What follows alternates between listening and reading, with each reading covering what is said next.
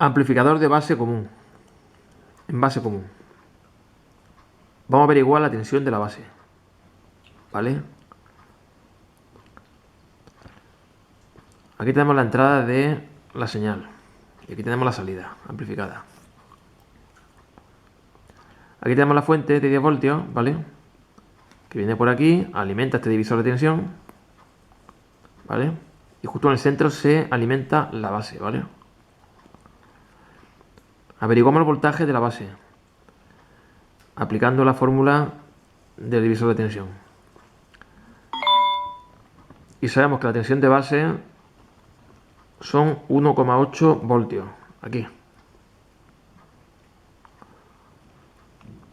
Aquí tenemos el diodo base emisor y nos caen 0,7. Pues aquí tendremos 1,1.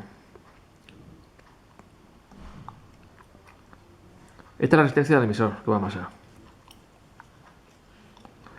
Resistencia de emisor. Tensión de 1,1. Por su resistencia 500 microamperios, ¿vale? Aquí tenemos 500 microamperios. Averiguando la corriente que circula por aquí, es la misma que circula por aquí, ¿vale? Ahora queremos averiguar la impedancia de entrada, ¿vale? La impedancia de entrada es el paralelo entre esta y esta, ¿vale?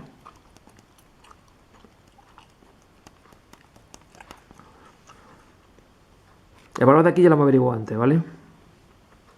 Que hemos dicho que era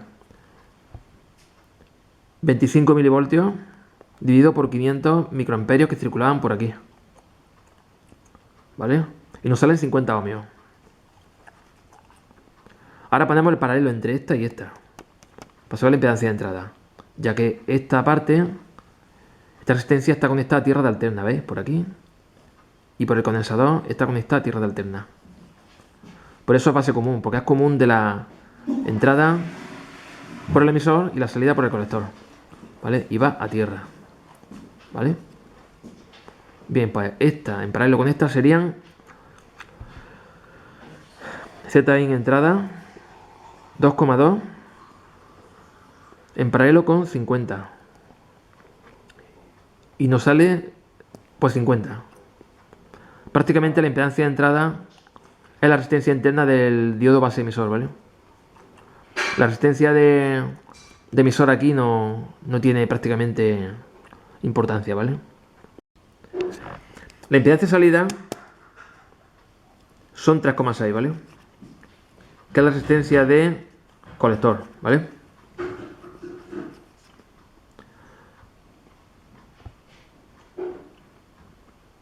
Pero si queremos saber la ganancia de esta etapa en tensión, tenemos que averiguar el paralelo de esta y de esta.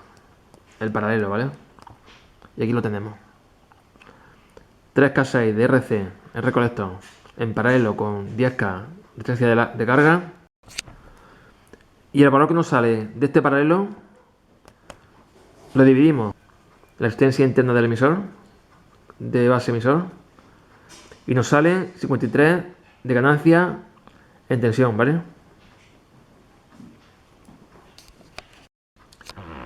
Para el cálculo de la tensión de entrada, ¿vale? Y saber la tensión que tenemos en la entrada, aplicamos la fórmula de siempre, ¿vale? Aquí tenemos la resistencia, la impedancia de entrada, o sea, la tensión de entrada sería la resistencia esta y esta, ¿vale? Y lo que nos sale de aquí se nos va a repartir entre la resistencia del propio generador y la resistencia interna en alterna del diodo base emisor, ¿vale? O mejor dicho, el diodo emisor base. Aplicaremos la siguiente fórmula. El paso número F. Tensión de entrada emisor, porque esto es el emisor, no la base, ¿eh? Tensión de entrada por el emisor. Tensión de entrada emisor serían los 50 ohmios de aquí dividido por los 50 de RG más 50 de la resistencia de emisor base por la tensión de la entrada del generador que son 2 milivoltios, pico pico, y nos sale 1 milivoltio pico pico en la entrada. O sea, tenemos aquí 1 milivoltio pico pico, ¿vale? El resto, sabes que al otro milivoltio, hasta llegar a los 2 milivoltios, se nos cae en la resistencia interna del generador, ¿vale? Y ahora ya por último, para saber la tensión de salida que tenemos, es tan fácil como multiplicar el 1 milivoltio que hemos tenido aquí en la entrada por la ganancia en tensión, ¿vale? Alterna. Vout 53 de ganancia que hemos calculado antes por 1 milivoltio. Pues tendríamos 53 milivoltios de salida. Este circuito se usa muy poco porque al ser una impedancia de entrada muy baja, lo que te hace saber que es como si la entrada fuese casi un corto, ¿entiendes? Al ser la entrada casi un cortocircuito, pues casi toda la tensión de entrada te va a caer en el propio generador, la resistencia interna del generador. Entonces es un circuito que sobrecargaría cualquier fuente que le aplicásemos aquí.